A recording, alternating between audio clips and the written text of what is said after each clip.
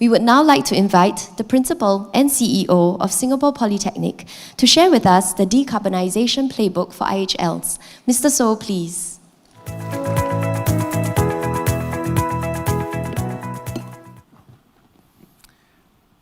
Mr. Baey King, Senior Parsec, Mr. Stanley Loh, FirmSec, Mr. Lim Tuan Yang, the Government CSO, colleagues, friends, distinguished guests, ladies and gentlemen, welcome to Singapore Polytechnic and welcome to this morning's event. Singapore Polytechnic has always taken the environment seriously. Back in 2010, we were a recipient of the President's Award for Environment. And if you look around our campus, it's full of lush greenery, flora and fauna.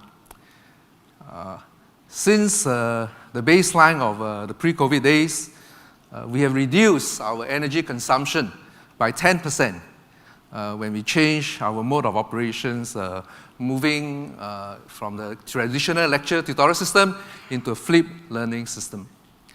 But over the last 2 years, there's much flurry of announcements and government policies really passed down to us. A country needing to reach net zero by 2050. Our public agencies committed to reach net zero by about 2045. And then, of course, there's the 2030 Green Plan. All this suggests that whatever we are doing is not enough, and that we really need to up our game, up our ante. And that really got us thinking. So in October last year, I initiated a new forum called the Sustainability Committee meeting in SP. I chaired it myself, attended by the most senior management officers in SP. And I recall at the first meeting, we were all quite at a loss about what we need to do. We were all basically staring at each other, and then there are some advices here and there. So we said, no, let's go for some serious training. Let all of us together go for some serious training.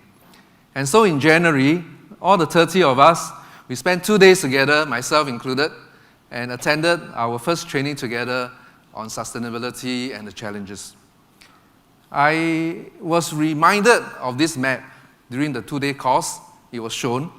This map of Singapore was first shown by the Prime Minister himself at the 2019 National Day rally speech.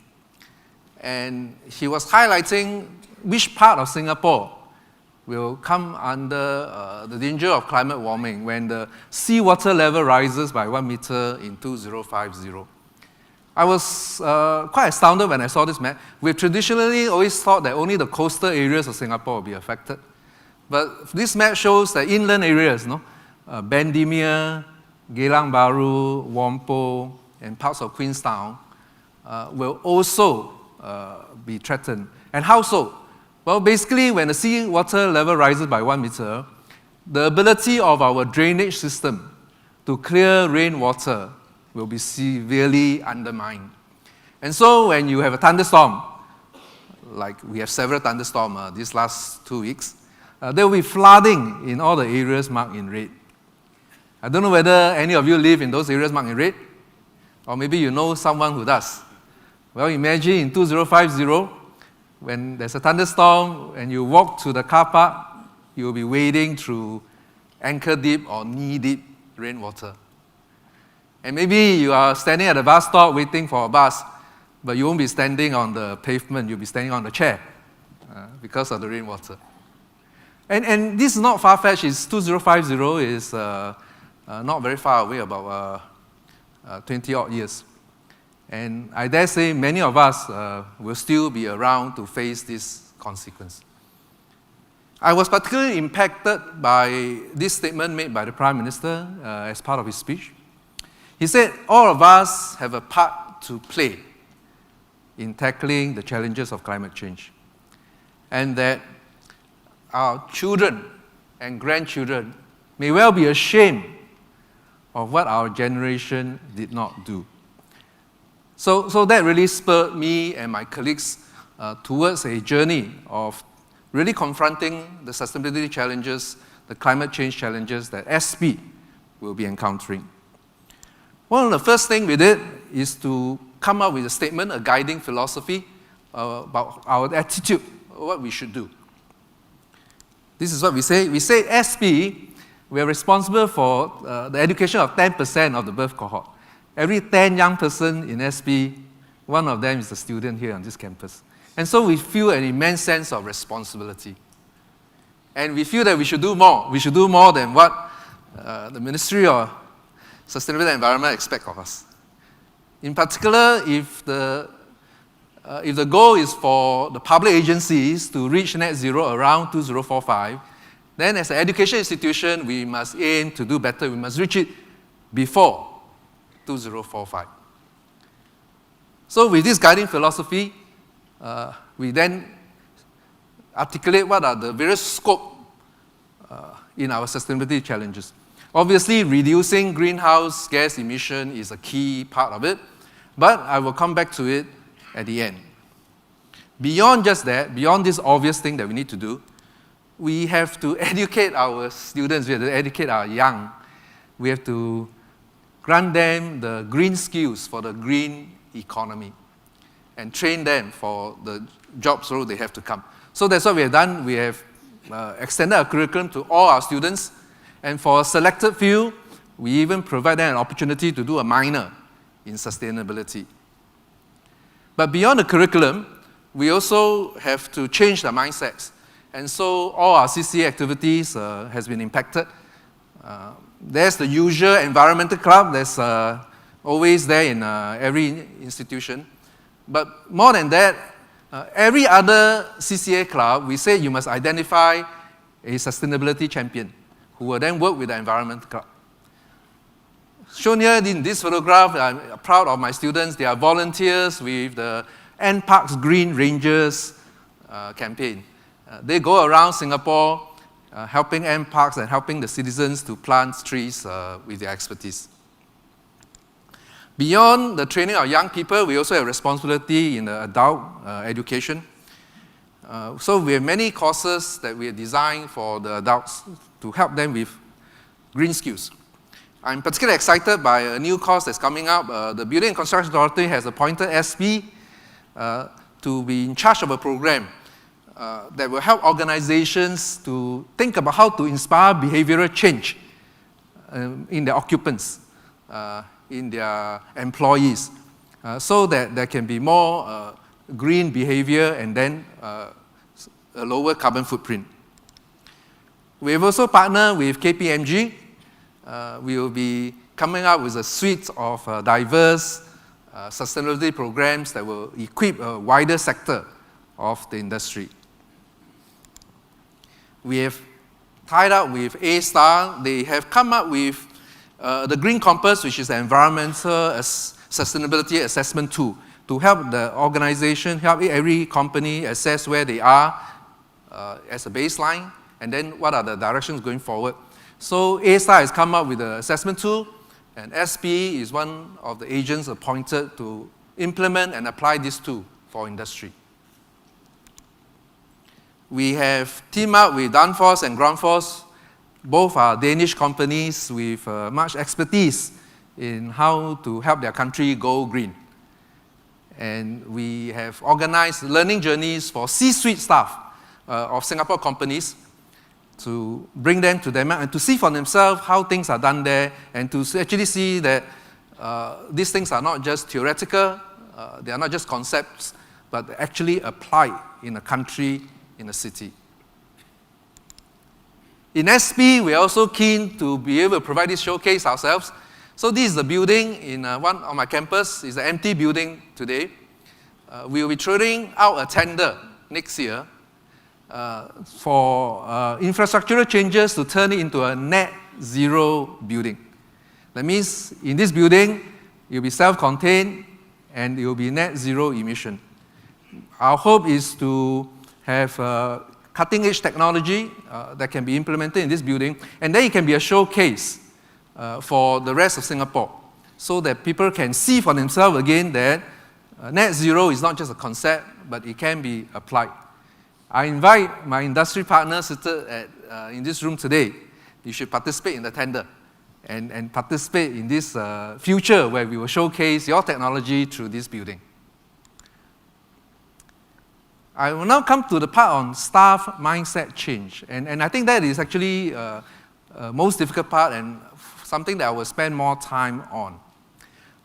Because if my object is to help change the mindset of my students, it will be very difficult to be achieved if my staff do not share in this sustainability mindset.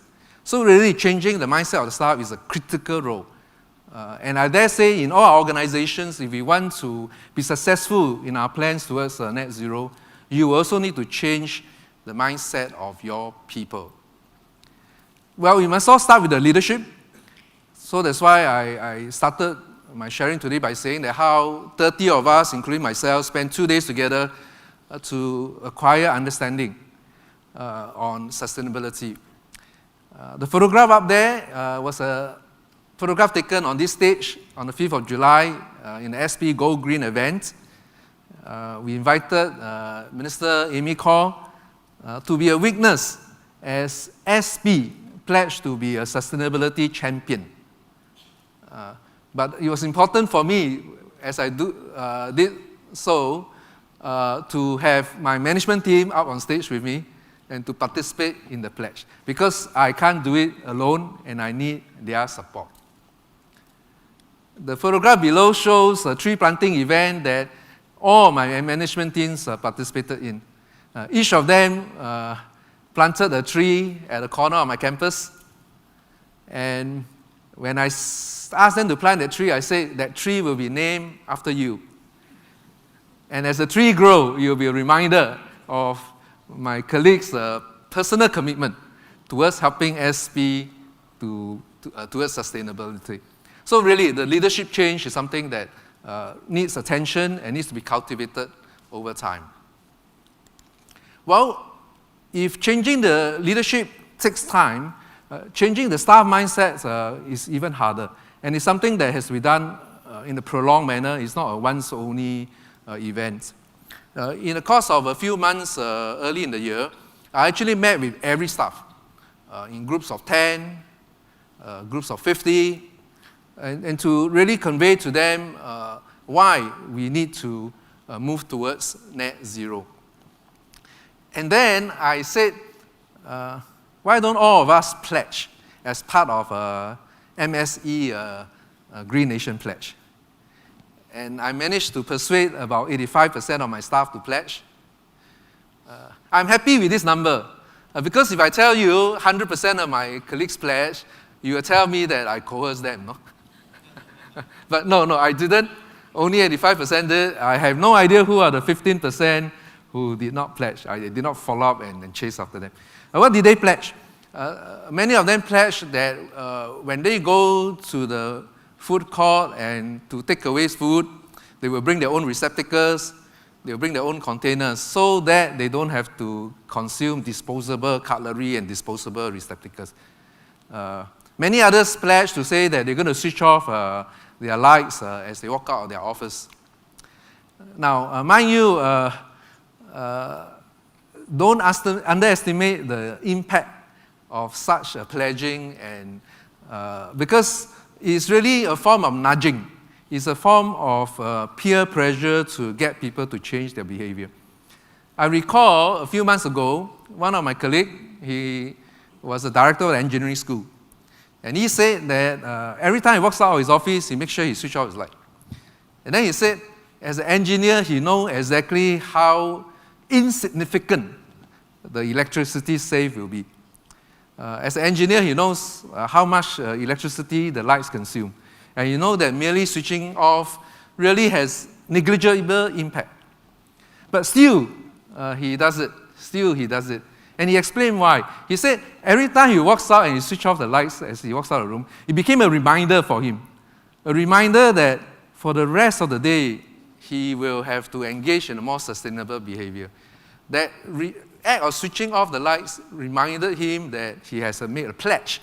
He had planted a tree as a commitment towards helping SP to be sustainable. And guess what? When I heard him say that, it was in a public forum when he said that, I felt pressured myself that I too have to adopt his behavior. So that's what I've done since. Every time I've gone to my room, I've been doing this. My room has two sections. There's a part where my office desk is, and then there's a set of lights for that. And then there's a set of lights on the sofa area where I occasionally have meetings. So all these years, when I come into my room, there are 3 switches on the wall. I will press all the 3 switches. And lights on both sections of the office will come on. Since then, I now know that the switch on the left is for my desk. And that's the one that will be turned on most of the time. The switch on the right is for the sofa area. And I only turn it on when I have a meeting. You may ask me, what does the switch at the center do? I realize it does nothing. It's a dummy switch. And mind you, all these years I've been pressing all 3 switches without thinking. No? And it's surprising what you can discover when you start to change your behavior. So this is really what has happened to all my staff. But as I said, it is an ongoing effort. It is not something that can be done once and forgotten. We have to keep repeating it. So last month, I issued a 5% challenge to all my staff. I've shown them research that shows that small little things, like switching off your multi-plug adapter in your office, actually can collectively be very significant. You know, in our office, besides the wall lights, you have this multi-plug adapter, and that's connected to the computer, connected to your handphone charger and all that. And we just leave it on every night. We leave it on every weekend. But research has shown that if collectively we do something about it, it can reduce electricity significantly, even up to 5%. So this is the 5% challenge I've issued to all my staff, that they will make it a point to switch off the multi-plug adapter when they leave the room for the day and for the weekend. And of course, beyond that, to be alert to other opportunities. This is, after I issued this challenge, this is what one of my staff came to me. He said that in one of the buildings, there's a corridor. It's an enclosed corridor. And on one end is a door where he always enters by, and the whole corridor is air-conditioned. And because he's now alert to various opportunities, he took a walk to the other end of the corridor, and he discovered that there is actually an opening with no window cover, with no door cover. And we were aghast. That means all these years, aircon has been leaking through that hole. So this is what being alert to opportunities can mean to all of us. This is what the act of switching off the lights as you walk out the door can mean to all of us. Well, I have divided my campus into 5 zones. Each of the zone has an electricity meter, and we have created some sort of a healthy, casual competition of sorts to spur each other on. So we will provide monthly and regular quarterly data on how electricity usage has been across the 5 zones. And hopefully, the occupants within each zone will learn to cooperate, collaborate, and think about what changes they can do to help save electricity and reduce greenhouse gas emission. Recently, the whole civil service had an employee engagement exercise. Ours was just conducted, just ended in the month of November. And SP inserted a unique question just for ourselves. It's a standard survey, but we are allowed to insert unique questions for ourselves. And this is the one that we inserted for SP, so that I can have a gauge of whether my staff thinks I'm doing enough. If they think that I'm doing too much, then I need to manage their sentiments. If they think that I'm not doing enough, well, then I have to even run faster. So these are things that is important for us to really engender a staff mindset change. Now I come to our plan to reduce greenhouse gas emission proper. As I said, it's SP target to reach net zero before 2045. Now, of course, you can then say, I can make this statement rather easily, right? Because I won't be around in 2045, And so, therefore, for us to be taken seriously, it means that we need to set an aggressive goal by the year 2030, for instance. And this is our goal. We hope to do more than half the work by 2030, so that the future generation can have ample time to do the rest of it. And this is what we hope to do, more than half the work by 2030. Now, is that even possible, right? You wonder, is that even possible? Well, here is where we got help from our consultants. KPMG is our consultant, and help us to analyze the situation in SP and to see what are the possibilities and opportunities. Well, we discovered, as I said earlier, that we aim to have about 5% reduction just through behavioral and operational changes. Things like switching off lights and switching off your multiply adapter. We have a plan already, and in 12 months' time, the campus will be filled with solar panels, and that can reduce about 15% of our greenhouse gas emission. So this is already 20%. So we are reaching the halfway mark. Now, our study through our consultants, it actually indicates the opportunities for about 40% reduction when we invest in better chillers, when we replace our what we call DX aircon with chiller plants, when we change our LED lights, when we change our lights to LED, and when we install fans to complement the use of aircon. All this can actually reduce our emission by up to 40%. And so if you add it up, it's really more than half, it's really 60%. And I have not even mentioned that the government will be introducing more renewable energy into our grid, and that also helps us to reduce the count. So really, to reduce 60% by 2030 is a plausible and a very plausible thing that we're going to do. So I thank KPMG for helping us to come up with these estimates and these plans. They are preliminary. We are confirming them over the 1-2 months, but I have enough confidence today to actually say that it is very plausible. We will then publish a sustainability report by March of 2024, where we will declare our emission targets for 2030. I hope by then to say something like 60 by 30. And also, not just declaring the target, but also describing how it can be achieved very realistically and in sufficient detail. Earlier, you heard Mr. Bay talk about how all the statutory boards are required to publish a sustainability report in 2024. Well, sir, I'm going to publish 2 reports that year. I will publish one in March based on the 2022 data. It is well in progress and we are almost done. And then, of course, I will publish one later in 2024 using FY 2023 data. And why do we do that? We do that because we think that it will be helpful to other IHLs. We think it will be helpful to other statutory boards if we can come up with a version in March 2024 using 2022 data. And then that can be a reference material. It is part of our mission as an education institution to share and to help others along. So what I really described in my last 20 minutes or so presentation is SP's journey in our decarbonization effort. And we have recorded our experience into what we call this playbook. It is a collaboration between KPMG and ourselves. It is available on the internet. What the version you have there is our experience up to about October.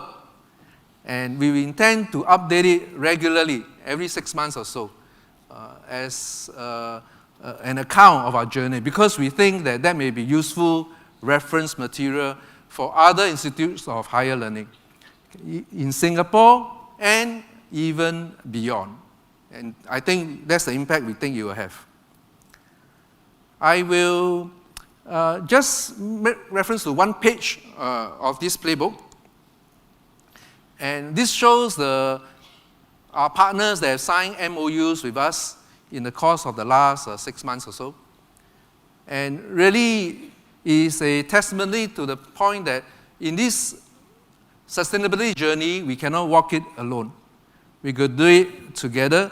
We got to do it with everyone else who can contribute. And so we invite the industry partners in this hall to come and join us if you are interested to be part of this partnership, part of this ecosystem. With this, I thank you for your attention. Thank you very much.